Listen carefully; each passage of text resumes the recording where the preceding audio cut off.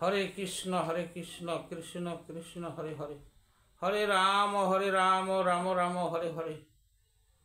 জয় গুরুদেবের জয়, জয় গুরুদেবের জয়, জয় গুরুদেবের জয়, জয় রাধা কৃষ্ণের জয়, জয় গৌরনিতাই সীতানাথের জয়, জয় পঞ্চতত্ত্বের জয়, জয় সকল সনাতনীদের জয়। হরে কৃষ্ণ। আজ আমি যে আলোচনা নিয়ে আসছি তাহা হল এই দেহ আর আত্মা সম্বন্ধে। দেহ কারো আপনপর নয়, দেহ কারো আপনপর হয়, আর আত্মা কিন্তু কারো আপনপর না। দেহের থাকাতে আমরা আপন পর এই সমস্ত অনুভব করতে পারি, কারণ এই জগতে যত জীব আছে ততই দেহ আছে। এই এক দেহ হতে আরেক দেহের কিন্তু সৃষ্টি হয়। যখন এক দেহ থেকে আরেক দেহের সৃষ্টি হয় তখন তাদের এই শরীরের সম্পর্ক দাঁড়াতে তারা কিন্তু এই এক দেহ আরেক দেহের আপন হয়। তাদের কিন্তু কেহ ভাই, কেহ বোন, কেহ মা, কেহ বাবা, দাদা, দিদি, কাকা, কাকি, এই যে আছে সম্পর্কগুলা, এটি কিন্তু দেহের দ্বারাতে এই সম্পর্কগুলা হয়ে থাকে।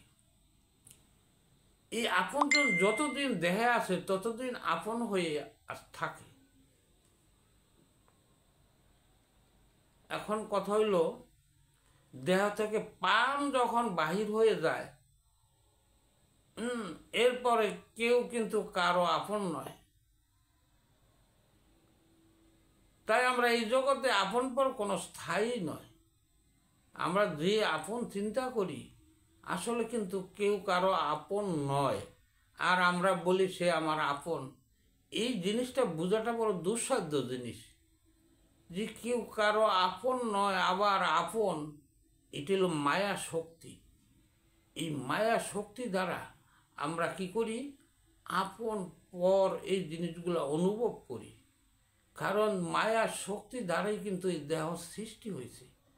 এই দেহটা কিন্তু যদি মায়ার জগৎ না থাকতো, আর ভগবান মায়ার দ্বারাটি কিন্তু সৃষ্টি করেছেন, কিন্তু এই দেহের ভিতরে এমনই এক জিনিস আছে যাহাকে বলা হয় ইচ্ছা শক্তি। এই দেহকে ভগবান কিন্তু ইচ্ছা দিয়েছেন, তার ইচ্ছা মতো যা ইচ্ছা তাই করতে পারে, ভালো মন্দ এগুলো তারই ইচ্ছায়। কিন্তু এখন কথা হলো, এই যে আপন পরের কথা বলতেছি দেহের ভিতরে আসে, তো কি হয়, যখন এই স্বার্থ ফুরায় তখন কিন্তু কারো আপন নাই। তাই এই জগতে আপন পর কোনো স্থায়ী জিনিস না। কিছুদিন আপন থাকে, কিন্তু স্বার্থ যখন ফুরিয়ে যায় তখন কিন্তু আর সে আপন মনে করে না, তখন আপনও পর হয়ে যায়। তবে আমরা এইভাবে বুঝতে পারতেছি। আর দেহটা যদি শুষ্ক থাকতো, কোনো আকার যদি না থাকতো, তাহলে আপন পর কেউ বুঝতে পারতো না। আকারে কিন্তু আমরা এই তন্ময় মানে কি, চামড়া, হাড্ডি, মাংস, যাই হোক পঞ্চ মহাভূতের এই যে দেহটা, এই দেহটা কিন্তু আমরা ভালো মন্দ উপলব্ধি করতে পারি দেহ থাকাতে। আর তাই আমাদের এই দেহ দ্বারাতে কিন্তু আপন পর আমরা হিসাব করে থাকি। তাই দেহ কেহ কার আপন, কেহ কারো পর। আর আত্মা কিন্তু কারো আপন পর নয়। কিরকম এই আত্মা কারো আপন পর নয়? কারণ আত্মা দেখা যায় না। এখন আত্মাকে যদি আমরা দেখতে পাই না, তাহলে এটা যাকে না দেখা যায় সে কিভাবে আপন হয়? আসলে যাকে দেখা যায় না তাকে তো আপন পর বলতে সে কিছু বোঝা যায় না, যে কে আপন কে পর, কারণ দেখি না তো তাকে। তা কিভাবে ভাববো যে সে আপন? এটা কিন্তু এই সাধারণ জ্ঞান দ্বারা কিন্তু বোঝা কিন্তু খুব দুঃসাধ্য। এতে কি হয়, আত্মজ্ঞানের প্রয়োজনের হয়। এই সাধারণ জ্ঞানের দ্বারাতে এটা বোঝা যায় না। আত্মজ্ঞান জিনিসটা কি? যে জ্ঞানের সাহায্যে আমাকে আত্মাকে চেনা যায় তাহাই কিন্তু আত্মজ্ঞান। আত্মাকে চেনার জ্ঞান আলাদা, যে পারমার্থিক জ্ঞান, এই জ্ঞান অর্জন করতে হয়। আর দেখেন, এই যে দেহ পড়ে থাকে, দেহ থেকে আত্মা চলে যায়, আত্মা চিন্ময়, কিন্তু আত্মা চিন্ময় কেন? সে কিন্তু ভগবানের সেই অংশ, পরম ঈশ্বরের কিন্তু অংশ বা ক্ষুদ্র কণা। এই জন্য দেহের আত্মা জীবাত্মা বলা হয়। এই জীবাত্মাটা এরকম পরমাত্মার অংশ। অংশ কীরকম? একটু স্বর্ণের টুকরার থেকে সামান্য কিঞ্চিত স্বর্ণ হইলে এটা স্বর্ণ, তাই আমরা এটাকে চিন্ময়, আত্মা কিন্তু চিন্ময় বলে থাকি। কিন্তু আমরা তন্ময় দেহের ভিতরে এই আত্মাটা থেকে কর্ম করার জন্য ভগবান দিয়েছেন, তাই এই আত্মা দ্বারা কর্ম করে থাকে। আর এই যে দেহটা কিন্তু আত্মা ছাড়া চলে না। গাড়ি যেমন ইঞ্জিন ছাড়া চলে না, তেমনি দেহ কিন্তু আত্মার সাহায্যে চলে থাকে। তাই এই আত্মা চলে গেলে আর দেহ অচল হয়ে থাকে।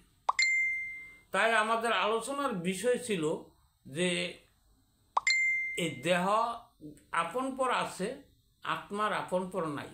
তাহলে আমরা বুঝতে পারলাম যে এই আত্মা সেই ঈশ্বরের অংশ বা কণা। যতদিন আত্মাকে বোঝার বা চেষ্টার করা না হয়, ততদিন কিন্তু ভগবানের পথে অগ্রসর হওয়া যায় না। আত্মা যদি আপন হতো, মৃত্যুর পর তাকে আমরা দেখি না কেন? এই দেহের ভিতরে আত্মাটা থাকনে বা এই দেহটা থেকে আমরা বুঝতে পারি সে জীবিত আছে। চলে গেলে যে মৃত্যু হয়ে যায় মানুষ, আত্মা চলে গেলে আমরা মৃত বলে ঘোষণা করি, সে অচল হয়ে যায়। কোনো দেহের কোনো ইন্দ্রিয় বা কোনো অংশই কর্ম করে না, তাই এটাকে অচল। তাই যদি এই দেহ যদি আপন পরে থাকতো, চলে গেলে সে আর আসে না কেন? এতে আমরা বুঝতে পারি যে এই দেহের কোনো আপনপর নাই। এটা আমাদের আত্মজ্ঞান না থাকাতে আমরা কিন্তু এই আত্মার যে আপনপর নাই, এই জিনিসটা আমরা বুঝতে পারি না। কিন্তু দেহের কিন্তু আপনপর আছে। দেহ থাকাতে, দেহ দ্বারা সৃষ্টি, দেহ দ্বারা এই জগতের প্রেম ভালোবাসা বা এই মানুষের প্রতি একজনের শ্রদ্ধা বিনিময় হয়, তাকে দর্শনে হয়। কিন্তু তাই কেউ আপন হয়, আবার পরও হয়ে যায়। এই আমাদের আজকের আলোচনা ছিল এইটুকুই। এতে যদি কোনো ভুল ত্রুটি হয়, তবে আমাকে ক্ষমা দৃষ্টিতে দেখবেন। হরে কৃষ্ণ কৃষ্ণ কৃষ্ণ হরে হরে, হরে রাম রাম রাম হরে হরে। জয় শ্রীকৃষ্ণের জয়, জয় গুরুদেবের জয়, সকল সনাতনীদের জয়। আর আমি আজকে এখানেই বিশ্রাম রাখলাম। আমার এই চ্যানেলে যদি ভুল ত্রুটি হয়, ক্ষমা দৃষ্টিতে দেখবেন আলোচনায়। আর আপনাদের যদি ভালো লাগে, সাবস্ক্রাইব করবেন, লাইক করবেন, এটা আপনাদের অভিরুচ। হরে কৃষ্ণ।